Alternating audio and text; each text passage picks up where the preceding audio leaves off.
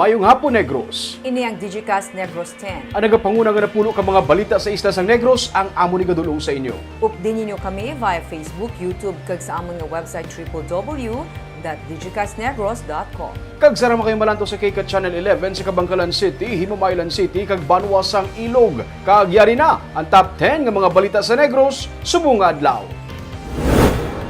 Duha ka mga bago nga kaso ng Delta variant sa COVID-19 na detect sa Bacolod. Mga opisyal sa Moises Padilla nga suspect sa pagpatay sa isa ka konsehal nagsungka sa PNP.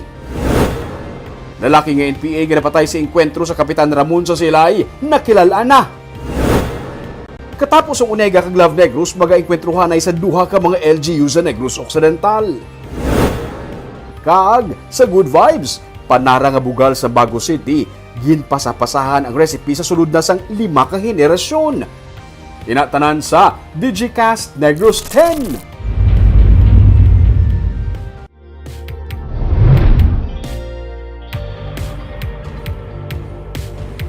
Sa number 10, ginatos ka mga sugar producers. Kadamaan diri mga magagmay nga sugar planters ang nabuligan pinaagi sa Planters Caravan kadungan sa pagbukas sang milling season karon nga tuig. May report si Nico Delfin. Ang katapos ang small sugar planters sa probinsya kabahin sang sektor nga nagpabilin nga mabakod sa piyak sang hangkat sang COVID-19 pandemic. Gani sa pagsugod sang milling season karon nga tuig, silang nagapabilin man nga prioridad sang Victoria's Milling Company. Pinaagi sa Planters Caravan, mismo ang katapos ang management sang VMC ang nagkadto sa mga small sugar planters agud mapahapos sa ila ang pagparehistro. Nagpapasalamat kami sa inyo pagkadto. Nagpapasalamat kami sa pinion yung pinatag niyo. Ari kami diri sa buong sa pagginunaanan sa inyo. Pag sa pagbulig sa tatlong asosasyon, Himaka, Negrense, kag Negros del Norte. Si Maria kasama, nalipay kay magluwas nga nakarehistro na sa sentral, nakabaton man siya sang bulig.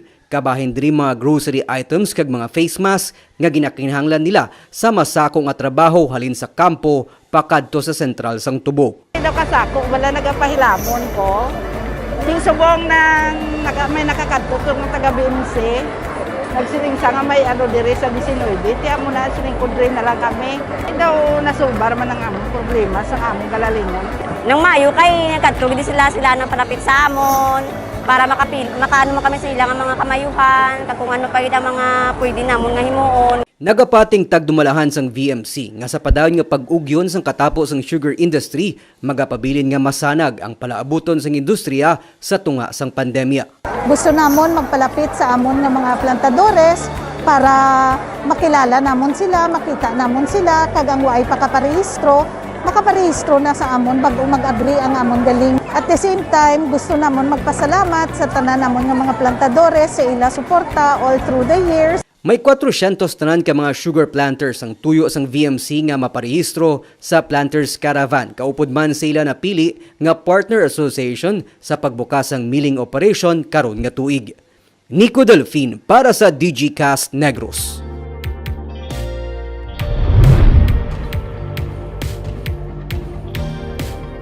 Sa number 9, ginsakdag ang ikatatlo nga Coastal People's Organization Summit subong nga adlaw. Sunod sa Attorney Julian Bedrillo, Executive Assistant to the Governor for PEMO Affairs, ang summit nga gintabungan sa mga opisyalis ang tagsa ka Coastal People's Organization ang nagatuyo sa paghatag sang duga nga kaalam kag pagpabakod pagid sang grupo angot sa mga livelihood projects nga nahatag sa ila bilang alternatibo sa mayor nila nga palangabuhian ang pagpangisda. Sa summit nga ginsakdag karon, gintalakay ang mga tourism opportunities kasubong man sa coastal development sa probinsya. Upod naman diri ang pagpakigbahin sa mga people's organization sa pag-amlig sa conservation kag protection sa wetlands kag community managed coastal tourism project. May 75 ka coastal people's organization sa probinsya. Ang aton nga is ang aton nga resources, so ang aton nga fish, paano nila mapadamo, paano nila catch, dason, paano sila magaan man sa mga project nga outside sa fishing, hindi siya alternative nila nga livelihood because syempre kailangan nang pabuhay sa katon nga environment para hindi man natin siya ubos or may sustainability. So amo na i-capacitate naton sila nga may alternative pa nga mga nga livelihood na pwede nilang muna.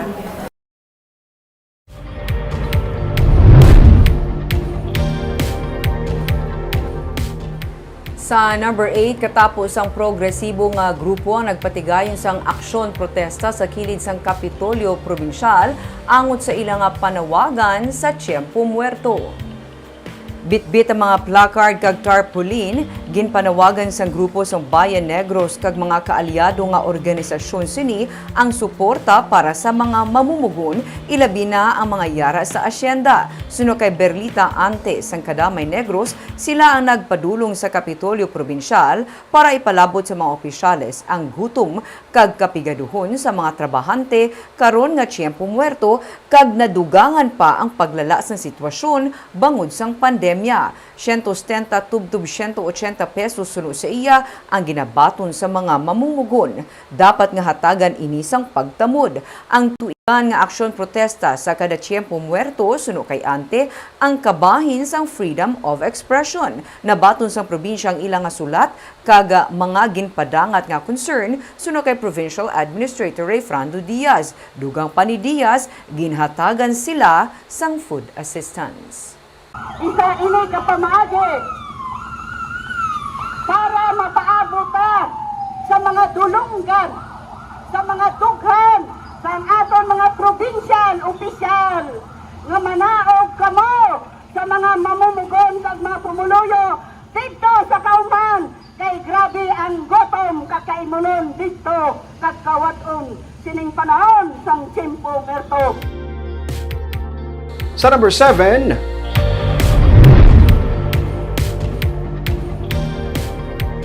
sa Cabangalan City, lalaki patay matapos tiruhon sang iyaman ang mismo nga himata.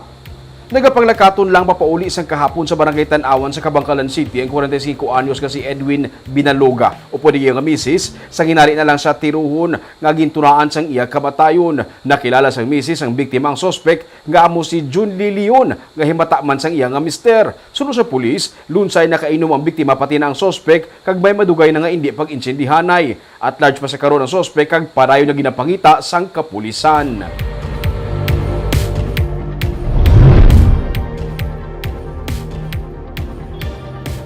Sa number 6, may duha ka mga lugar sa Negros Occidental nga ginapaabot ang pagsungpunganay sang katapo sa nga Love Negros kag United Negros Alliance bisan pa nga mayara sang alliance sa tunga sang duha ka grupo.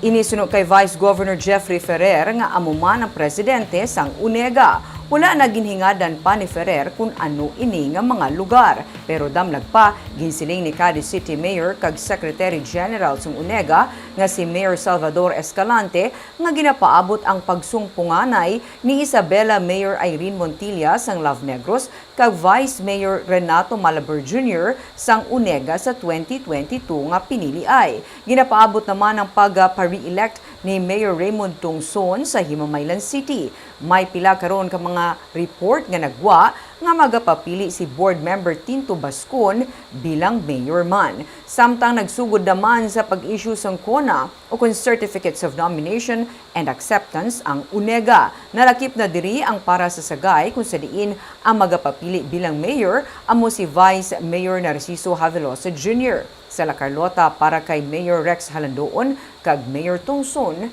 sa Himamaylan. Base sa monitoring ba namon base no halos tanan nga mga mayors may mga kontragid. Tuway gid ko kabalo sina nga may kontra. Siguro kung may kontra magidinaya, due time lang na. Let's say for example, among ginampal ko kung may kontra hindi halin sa duha ka grupo. Kung may kontra sila, definitely wala na hindi na halin diri sa grupo sang UNEGA. Hindi man ako halin sa grupo sa Love Negros. But there are two location nga siguro may ara gid nga Love kag Sibuhanan sa UNEGA.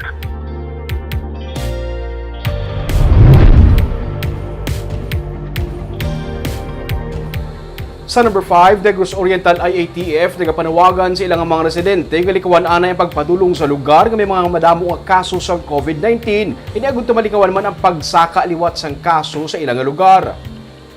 Nagapabilin tubtub karon nga yara lang sa masobra 300 ang active cases sa Negros Oriental nga kahapon nag-record man sang 44 new cases kag 32 new recoveries. Sinemana na nga 2 digits lamang ang nagadugang nga mga kaso sa probinsya nga karon may yara sang 354 active cases lamang.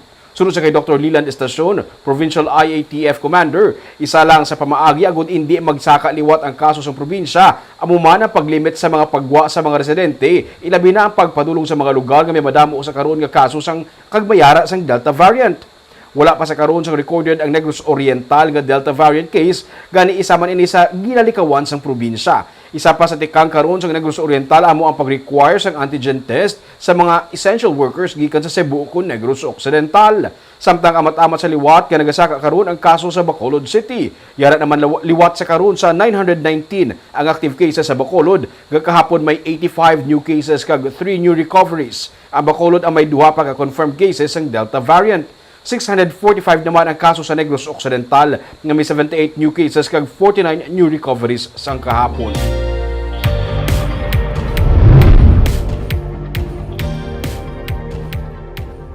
Sa number 4, masobra sa 118,000 ka dose ang COVID-19 vaccine ang nag-abot kaina sang aga para sa Negros Occidental kag Bacolod City. 80,000 ka vials ang Sinovac vaccine, 585 naman ka vials ang Pfizer, kag 420 ka vials ang AstraZeneca vaccine ang nag-abot para sa Negros Occidental. Ang isa ka vials ang Pfizer nagaunod sang 5 to 6 doses, samtang ang vials ang AstraZeneca naman ang may napulo ka dose. Mga 87,710 ka dose tanan ang nag-abot sa Negros Occidental. Sa Bacolod naman, 585 ka vials sa Pfizer kag 2,700 ka AstraZeneca vials ang nag-abot o kun mga 30,510 ka dose. Sinilamang nagsugod na sa pagbakuna ang Negros Occidental sa A4 category gamit ang donated vaccines. Padayon naman ang pagbakuna sa Bacolod tubtub sa yara sa A5 category o kun sa indigent population.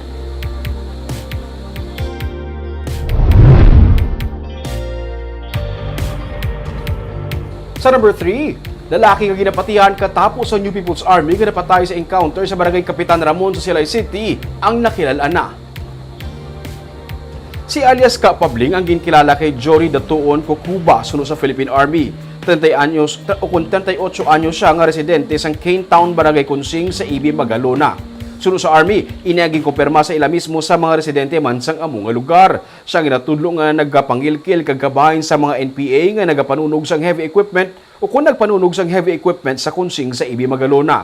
Samtang ang babae naman nga ginakabig sang Army leader sang NPA nga si Kerima Lorena Tariman o kun Kaela ang incremate na sini nga hapon. Nagpadulong sa Silay City subong adlaw ang iamay nga si Pablo Tariman para sugaton ang bangkay sang iya nga anak. Sanday Pabling kag Kaela ang napatay sa encounter sa Kapitan Ramon sa nagligad nga Biyernes. Napatay man ang soldado nga si Private First Class Christopher Alada. Tigayo na nga nakabalik sa Hacienda Raymunda sa Kapitan Ramon ang mga residente nga nagbiya sa ilang mga puluyan matapos matabo ang encounter. Sa number 2,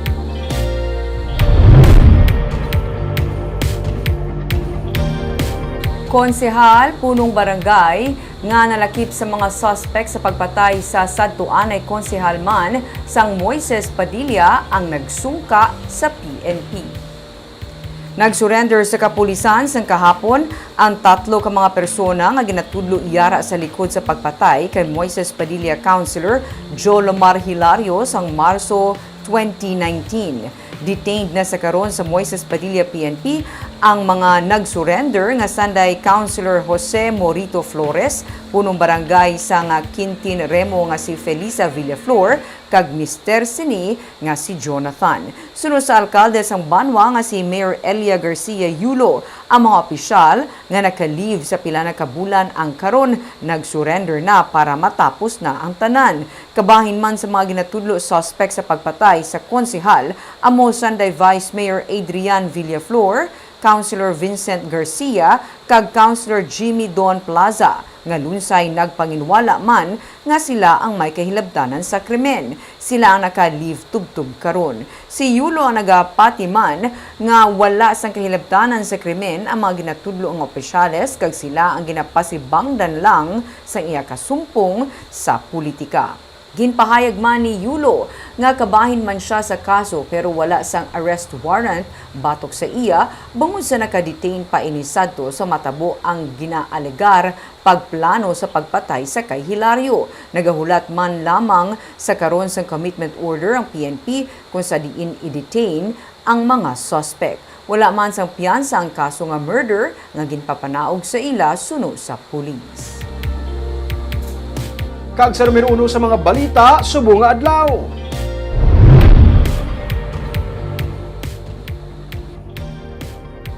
Nagdangat na sa anom ang monitor nga Delta cases ng COVID-19 sa syudad sa Bacolod matapos may magdugang nga duha sang kahapon nga adlaw. Bacolod Emergency Operations Center pati na mga kabarangayan ang hugot nga nagamonitor sa sini nga mga kaso. Ma-report si Nico Delfin. Ginreswab ng 45 anyos nga lalaking OFW nga nagpositibo sa COVID-19 Delta variant sa makapauli sa Barangay Villamonte sa Bacolod sang Agosto 20. Duwa sa katapo sa iya pamilya ang ginpaidalo man sa RT-PCR test. Suno kay Barangay Villamonte punong Barangay Romel Flores, ila gileon gin-lockdown ang puluyan sang OFW bisan pa nga siya ang fully recovered na. Last August 20, no? Nag-negative na result siya. So, ari di siya sa isa ka subdivision, gated ang balaya. Well, in fact, ato kami to kagabi, no? Almost siguro mga around 9 o'clock na kami to nagalin. To ensure lang gid, no? Kag to assess ng situations. So, gimbutangan lang to sa na under quarantine sila, kag intagaan pagid sila sang another 7 days. But just this morning, do nag-advise pagid si Doc Sorongon to ensure, no? Na sa safety sa ato ng public, kandakan pagid sila sang reswabbing naton diri sa Bacolod. Ginreswab man ang 6 kabulan nga bata nga lalaki nga nalatnan sang COVID-19 Delta variant sa Barangay Bata. Gin-lockdown man sang barangay ang ila puluyan. Suno kay Dr. Chris Sorongon, Deputy for Medical Data and Analysis ng Bacolod Emergency Operations Center, silang duha ka mga dugang kaso sang Delta variant makaligad ang ginpatuman nga genomic surveillance testing sang Bacolod Emergency Operations Center sa 166 ka mga swab specimen. Amo man yung mga barangay sang bulan sang Hunyo, Hulyo ang nagsaka man ang ilang mga kaso, may mga surges of cases. So isa nato ka konklusyon sila, ang isa nga rason nga nagtaas ni mga kaso nila tungod sa Delta variant nga wala tagali kabalo na sudlan na kita sang amoto nga mga tsimpo. Ang EOC ang nagahulat man sa resulta sang 70 pa ka mga swab samples sa ginpausisa sa Philippine Genome Center. Gani ginsiling ni Sorongon nga nagakaangay lang nga magpabilin ang hugot nga pagpatuman sa health protocol, travel kag border restrictions batok sa COVID-19. We are not being complacent. Nagahalong kita. Ako niya, this is my personal opinion. Daw bumba na nagahulat, maglupok mo. So magpabaya kita, ang pumuluyo magpabaya sa minimum health protocol. Ang pumuluyo hindi magpabakuna, wala nagalinya sa bakuna. Ang pumuluyo malipat sila sang aton nga mga EO. May ara lang kita na palusod dira sa border nga wala nagpa-RT PCR kay tungod ginakomodar ta. Titapos gid ang bomba malupok na anytime. Samtang, ginkalipay man sang pamunuan sang EOC nga gindayaw sa mga local chief executives sang Western Visayas ang nangin pamaagi sang syudad para mapanubo ang kaso sang COVID-19. Nico Delfin para sa DGCast Negros. Sa Good Vibes, nakahibalo-bala kamo nga ang panara isa sa mga ginapabugal nga produkto sa Bago City. Ginpasapasahan na tubtub sa 5 ka henerasyon ang recipe sang amo nga native delicacy. Yaring report ni Romeo Subaldo. Nakahibalo ka mo bala nga may nagabaligya sang pinasahi nga recipe sang panara sa Bago City kag ginatultol gid ini sa iya nga mga suki. Sa likod lang sang public market sa Bago City, nag-istar ang kilala nga nagapanghimo sang pinasahi nga recipe sang panara nga si Lourdes Villason. Hulong doon ang iya nga balay pero pilit ini nga ginatultol sa iya nga mga customer. Masami, gina-feature ang produkto ni Nanay Lourdes sa Bago City Tourism Affairs nga Facebook page. Kay man, ginakabig na ini nga bugal sa Bago. Istorya ni Nanay Lourdes, naghalin pa sa lola. Sa iya nga lola, ang ini nga recipe nga iya naman gidmana sa iya nga nanay. Start ni sa sang naabutan ko pa niya sa una, ya ang akon lula, gidya nga bali tiya na sa akon tatay. Tiya pa sa tatay mo? Bali, da kami nag-star mo. Oo. Nang siya na niyang gahimo, iya panara. So, iya yan una sa amon, ang panara, nag-origin pa ni, sa iya, pagid nga lula, pagid sa una. Lulay man yan ako ha. Oo, Kimpo, pa ni Katsila. Ang pinasahi ko no sa iya panara kay imbis nga harina, himo sa ginaling nga bugas, ang putos sa iya nga panara. Lain ko ang texture kung ikumpara sa himo sa harina, pero mas mauti ang proseso. Sa galing kay kinalain niya lang niya, ang iya panit, Ang imong panit made of? rice. Dason bisan magumok, bisan magbugnaw sa iya, crispy sa gyapon. Wala siya nagkakahunit? Gaunit man sa po ang iya kilid, na blado sharing-sharing yun na. Nang hagpok ya gyapon. Hagpok siya gyapon. Dason nanam gid saya. Lain gid sabor ya kumparan mo sa apa. Baboy, pasayan, tawgi kag sayote ang main ingredients sang iya nga feeling para sa panara. Pero kung may arthritis, pwede makakas ang tawgi. Kag kung hindi pwede sa baboy, pwede man kuno islan sang manok. Pero siguraduhon lang nga kung mag-order in advance kay hindi basta-basta ang preparasyon kag ginahimo lang ini kung may mag-order. Gini bali, gini amon gini pamilya. Kay ti way man kami kompetensya mo, way man sa may nakabalo na di sang nga iban nga tao bil. Oo. Ang unod tapos tutuon, prang puto sundudlay sundon. Pwede yan doon. Oo. Kay kung magilaw, hindi ka man ka panipulon. Kung mataman ka luto, hindi ka man ka himo. Kinanglan natural gid nga luto, sakto gid sa oras kag timing. Hindi ka magtalang kung pangitaon mo si Nanay Lourdes kay halos tanan nakakilala na sa iya. Nalipay siya nga naging popular ang iya nga produkto pero ang masubo lang suno sa iya. Kay wala na siya sang pasahan sang sining nga recipe. Kay wala sa iya kabataan ang interesado sa pagluto sang iya recipe. Kay tuman ka maid-id kag komplikado ang proseso. Pero para kay Nanay Lourdes, magapabilin nga legasiya sang iya nga pamilya ang ini nga recipe sang panara. Barb, halin sa una, doon ka popular ganun sa panara, no? Ako yung main favorite ko ginaya, ang panara. Pero wala pa ko katilaw sa panara. Iya, sa bago nga Nga version. sa bago, oo. May mga maginalibutan mo sa mga stores sa Bukod lang, na mabakal. Oo. Pero iya sa bago, different to kay himo siya sa ginaling nga bugas. Ang iyang wrapper. Ang iyang harapon. Ano yan ang ginkalais sa sabor? Dumas, Sa regular ang texture na Barb, dumas soft siya kumpara mo sa harina lang ya. Oo. Mas lain ang texture na pagka mas humok siya. But Kasi hindi lang sa bago, mabakal na. Isa lang na siya Barb mag-obra, Barb. Dira lang gid kaya dapat. Sakay Manang Lourdes, siya ni ka-5th na generation, Barb, naging pasahan sang sin ang recipe. Kag pwede ka, Barb, kung hindi ka pilig sa pork, gusto mo chicken, pwede. Ay, okay. Kung may arthritis ka, para sa makilala ta, pwede isla nang ang Tigilig kita. munggo sprout. Oo. May pwede siya kung imo niya ng sayote. Ah, okay. Pwede Munggo yun. ko yan. Ako man, mas namin ang munggo sprout.